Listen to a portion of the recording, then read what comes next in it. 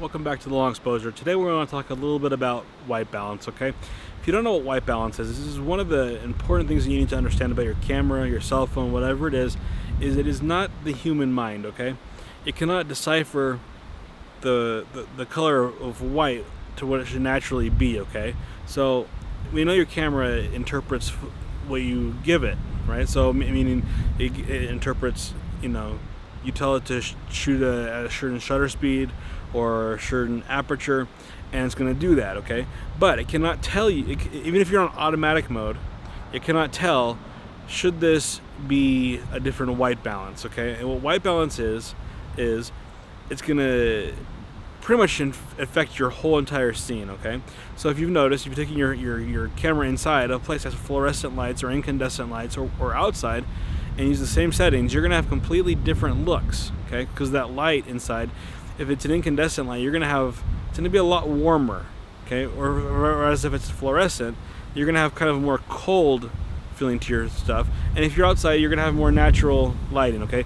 Because no matter how you do your white balance, auto mode is getting better and better. That is true. The auto white balance is getting better as technology improves. But if you are in a place that has fluorescent light bulbs, incandescent light bulbs, or even if it's cloudy, you can set your white balance to cloudy to really set that up, okay? If you really want to get really technical about it, you can do custom white balances and use a card or a neutral card, or whatever, 18 or black, gray stuff. Anyways, if you really want to get technical about it, you can go use the manual white balance. But in general, you can use the settings in your camera to white balance things, okay? Now, if you're shooting in RAW, which is one of the best things about RAW, is you can get around this quite a bit, because RAW takes all of the data, okay, and all white balance is your camera applying settings to that file, okay? So, shoot in RAW, you can adjust white balance later, okay? You can still set the white balance and see what it looks like in your post, shot screen if you shoot RAW. So you can still set the setting, but it's going to record all the data, and you can just change that to whatever you want later. So I recommend you shooting in RAW, and then you can manipulate that later, okay?